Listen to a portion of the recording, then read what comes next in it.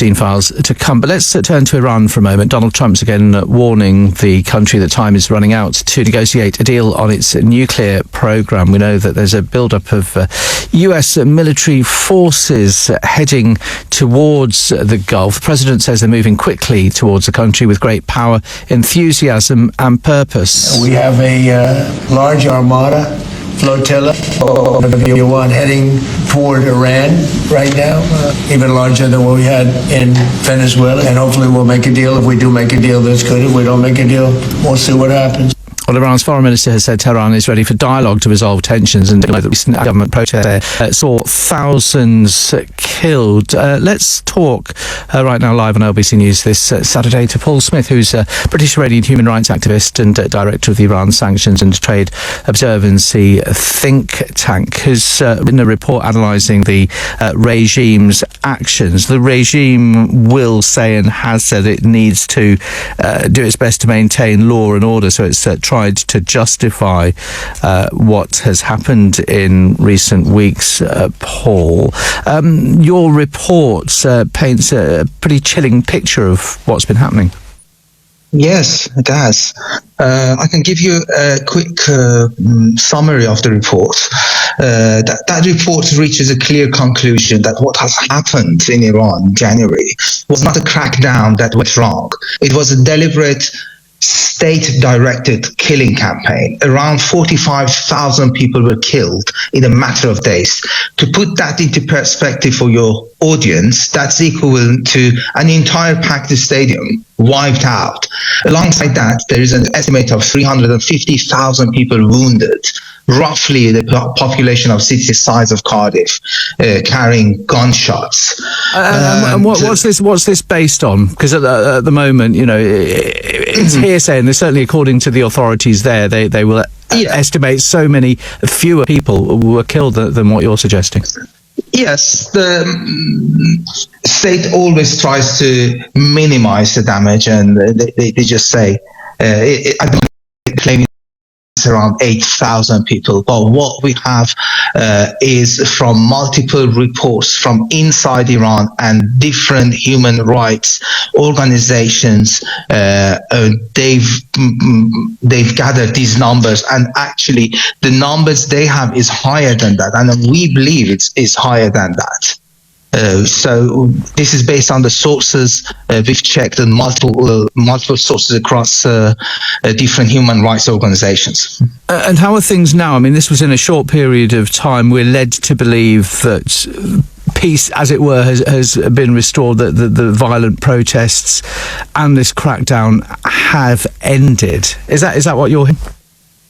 They've managed by extreme violence to send people home, but that doesn't mean that people are happy. People actually are angry, and everyone I've spoken to, they're talking about revenge, and they're asking for help. What Iranians people at the moment are demanding is an intervention from the US, and they said, Donald Trump said, we are locked and loaded. If you shoot, we shoot back. If you kill people, we step in. Even said to the Iranian people, go to the streets, the help is on way. And I think it's already late, and they should step in and help Iranian people.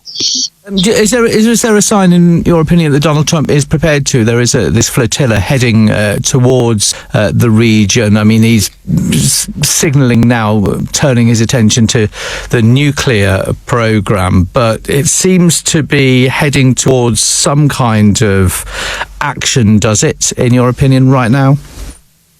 I personally believe a war is imminent, because this level of military build up is not for negotiations or dialogue. I think in a matter of days or even hours, America gonna start launch an attack on Iran.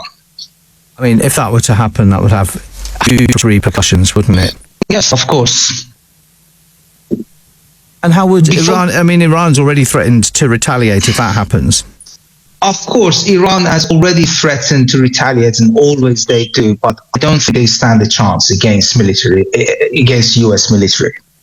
I mean, it's the last words we heard on the subject was last night when Donald Trump was at the White House, and he had suggested that there was a path to some kind of negotiation. Of course, Trump offered them a complete surrender. So they have to give up their nuclear program, their ballistic program, and also stop funding and supporting their proxies, the terrorist groups like Hamas, Hezbollah, Houthis in the region, which I don't think Ali Khamenei going to accept that. So they will not going to accept these terms. They are not going to surrender. So there will be a military action.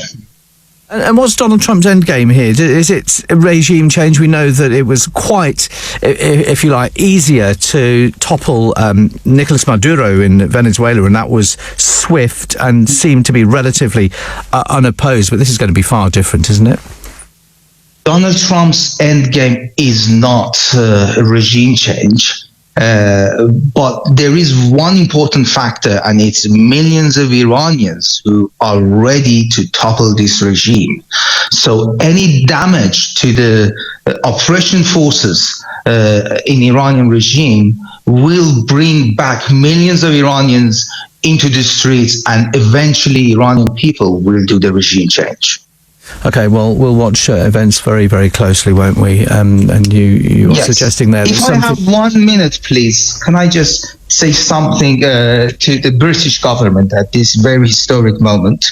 We are not asking to the UK to send troops or drag British army into this. That's the responsibility of the US army. But there are concrete steps UK can take immediately. The IRGC must be formally designated as a terrorist organization. There are thousands of individuals in the UK right now who either work directly for the Iranian regime or have close ties to this. Their assets must be frozen, their citizenship must be revoked where applicable, and they all must be deported. There is a network of mosques, Islamic centers, and so-called charities operating as a front for IRGC. These institutions must be shut down and their assets must be seized. What effect, though, is that going to have as regards Iran and the top of the regime? IRGC is a terrorist organization that machine guns its own people, and in a matter of days, tens of thousands of people have been killed as a result of direct shooting. They can't go away with that. Okay, if we let them go away, we're giving a message to these terrorists that if you kill more people, you stay in power. And in Britain, we as British people cannot be harboring terrorists. Okay, thank you very much indeed. Nice to hear from you. Paul Smith, British-Iranian human rights activist, there, director of the Iran Sanctions and Trade Observancy think tank, talking about the situation and suggesting there that American strikes are imminent, coming perhaps in days. Our thanks to Paul Smith. 7:30 here on LBC News. This is LBC News. Let's talk about